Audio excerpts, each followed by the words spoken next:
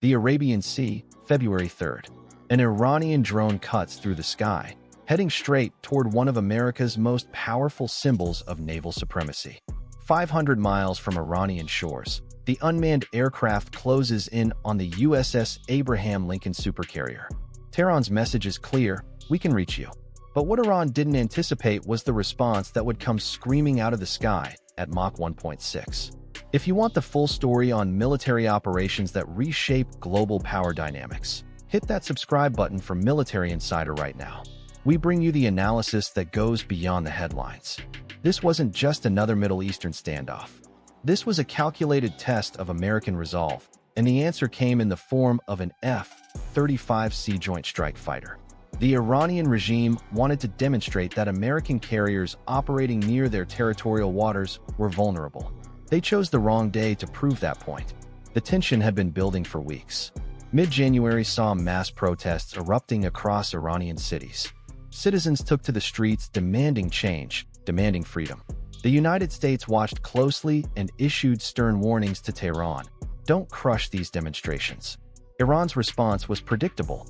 They cracked down anyway, arresting thousands, disappearing bodies, filling mass graves. The international community condemned the violence, but condemnation doesn't stop bullets. Washington decided words weren't enough.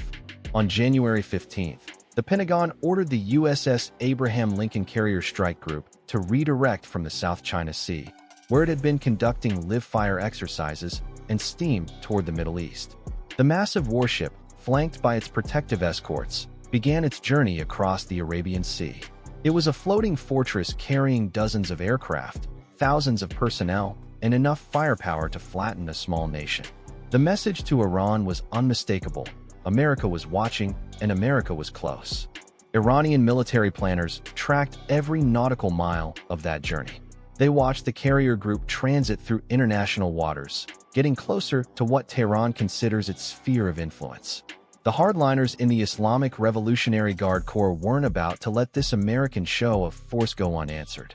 They needed to respond, to demonstrate that Iran possessed the capability to threaten even the most advanced American naval assets. So they launched a drone. Whether it was the cutting-edge Shahid 139, barely in service and representing Iran's latest unmanned technology, or the more established Shahid 129, with its proven track record and substantial payload capacity, remains a matter of debate. What isn't debatable is what happened next.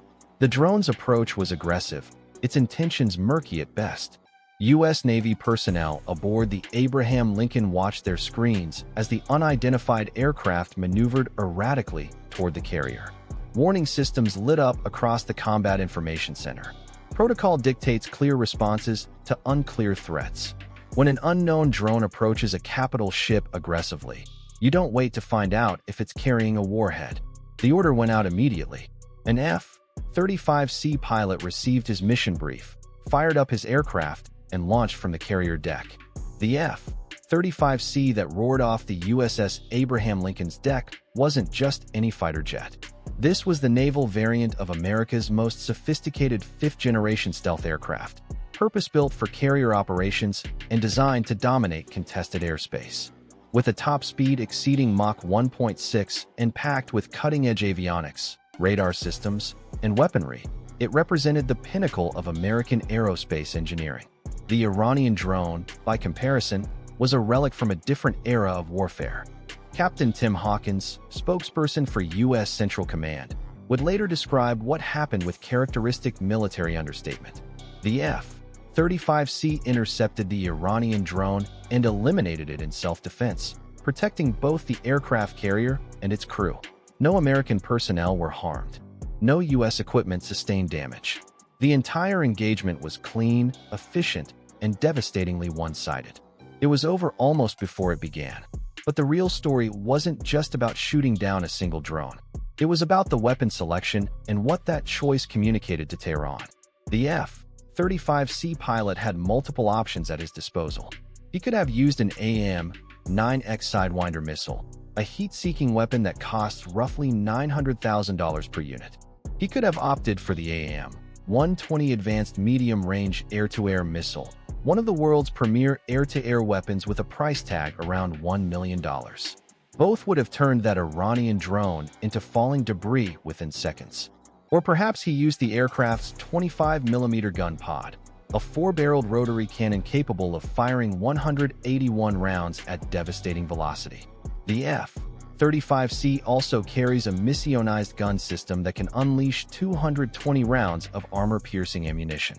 A short burst from either system would have shredded the drone's airframe like tissue paper. The Pentagon hasn't revealed which weapon actually brought down the Shahed, and maybe that's intentional.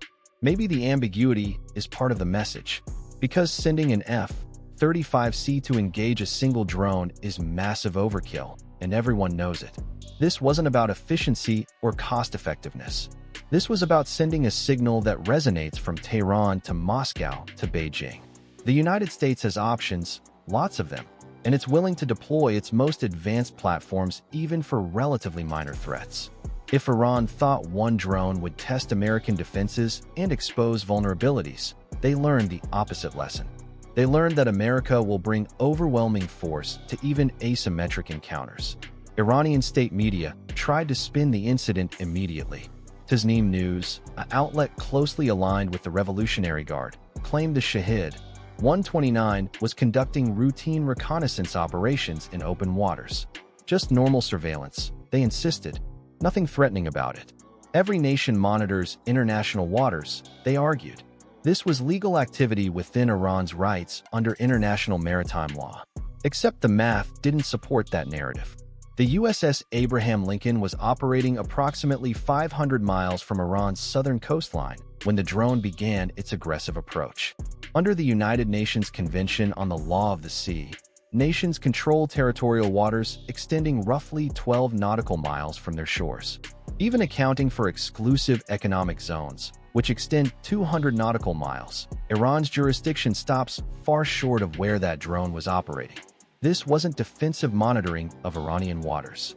This was an intentional provocation in international territory, and claiming otherwise insults basic intelligence. The United States has dealt with Iranian drone harassment before, but never quite like this.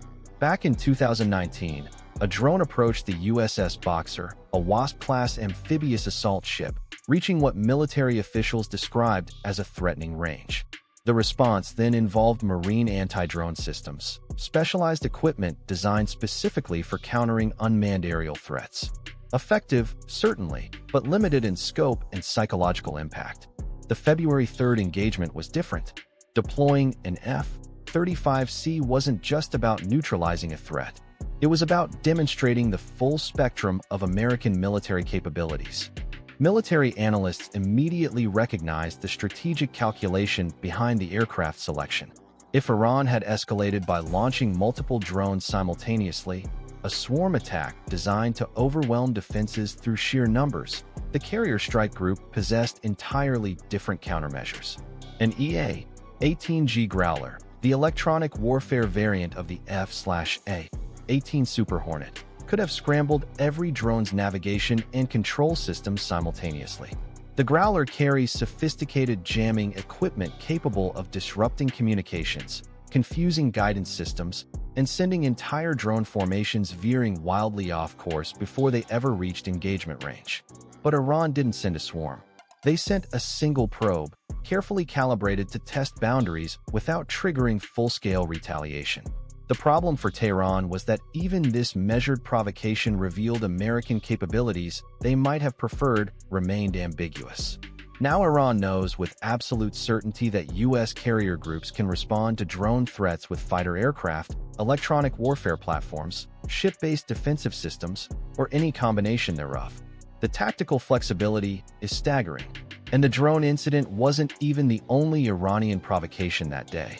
While the F-35C was dealing with the Shahed over the Arabian Sea, a separate drama was unfolding in the Strait of Hormuz, one of the world's most strategically vital waterways.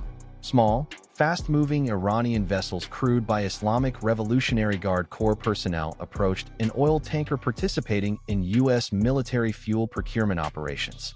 The Stena Imperative, a commercial vessel under contract to support American naval operations, suddenly found itself being hailed by Iranian gunships. The Revolutionary Guard boats were armed with 50 caliber machine guns and carried small reconnaissance drones. Their crews made their intentions clear. They intended to board and potentially seize the American contracted tanker.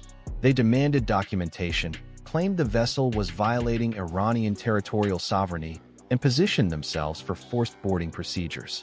It was classic Revolutionary Guard tactics, using small craft and legal pretexts to harass larger vessels and project Iranian power in waters Tehran considers within its strategic sphere. The harassment didn't last long. A U.S. Navy Arleigh Burke-class guided missile destroyer altered course and moved to intercept. The mere presence of the American warship changed the entire dynamic instantly. Revolutionary Guard personnel could wave their 50 caliber weapons all they wanted, but those guns would be absolutely useless against a destroyer bristling with advanced radar systems, missile batteries, and a 30mm close-in weapon system capable of shredding their small boats in seconds. The Iranian vessels broke off their approach and withdrew. No shots fired. No further confrontation. Just another reminder of the vast gulf between posturing and actual combat capability. Once again, Iranian media offered alternative explanations. The Revolutionary Guard was simply monitoring traffic through the Strait of Hormuz, ensuring compliance with maritime regulations. The American tanker allegedly failed to provide proper transit documentation. The claim rings hollow when you understand what's actually at stake in the Strait of Hormuz. This isn't just another shipping lane. It's one of the world's most critical energy choke points, a narrow passage where approximately 20 million barrels of crude oil, condensates, and petroleum products flow every single day. That represents roughly 20% of global petroleum consumption. Disrupting that flow, even temporarily, would send shockwaves through international energy markets and trigger economic consequences felt worldwide. Iran knows this. Tehran has leveraged the Strait of Hormuz as a strategic pressure point for decades, periodically threatening to close the passage during periods of heightened tension. At its narrowest point, the shipping lanes pass entirely through territorial waters controlled by Iran and Oman. Iran possesses submarines, fast attack boats, and extensive mining capabilities. They couldn't maintain a traditional blockade against determined American opposition, but they could make transit dangerous enough to disrupt commercial shipping and drive insurance premiums through the roof. The February 3rd incident was a calculated reminder of that capability, a flex designed to demonstrate that Iran retains options for economic warfare, even if conventional military confrontation would be suicidal. So what happens next? Does the USS Abraham Lincoln launch retaliatory strikes against Iranian coastal installations? Do American aircraft pummel Revolutionary Guard naval bases the way they hammered Iranian-backed positions during Operation Midnight Hammer last summer? The answer, at least for now, appears to be no. Despite the provocations, despite the aggressive drone approach and the harassment in the Strait of Hormuz, the White House has chosen to continue pursuing diplomatic engagement. Press Secretary Caroline Leavitt confirmed the incidents, but emphasized that President Trump remains committed to diplomacy. Special Envoy Steve Witkoff is still scheduled to meet with Iranian delegates on February 7th for crucial discussions about Iran's nuclear program.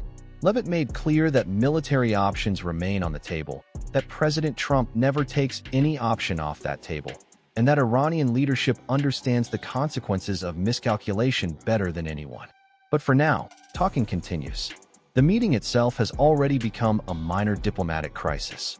Iran initially demanded the talks relocate from Turkey to Oman and occur without Arab state mediators present. Washington rejected those conditions, putting the entire negotiation in jeopardy.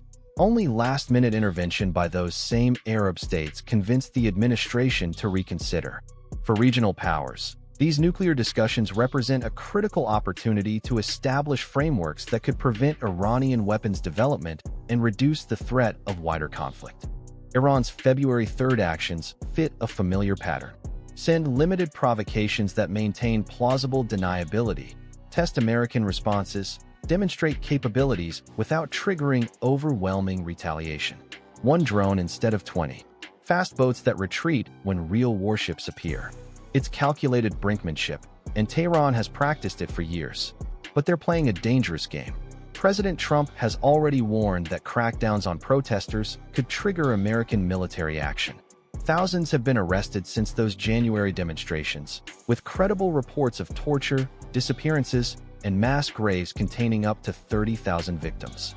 Iran's Supreme Leader Ali Khamenei responded with his own warnings, claiming any American attack would spark uncontrollable regional war. Both sides are engaged in high-stakes negotiation backed by very real weapons. February 3rd might have been warning shots exchanged across the Arabian Sea. If the February 7th talks collapse, those warnings could become something far more deadly. Iran just learned that American messages come delivered by F-35s, and that's a lesson Tehran won't soon forget.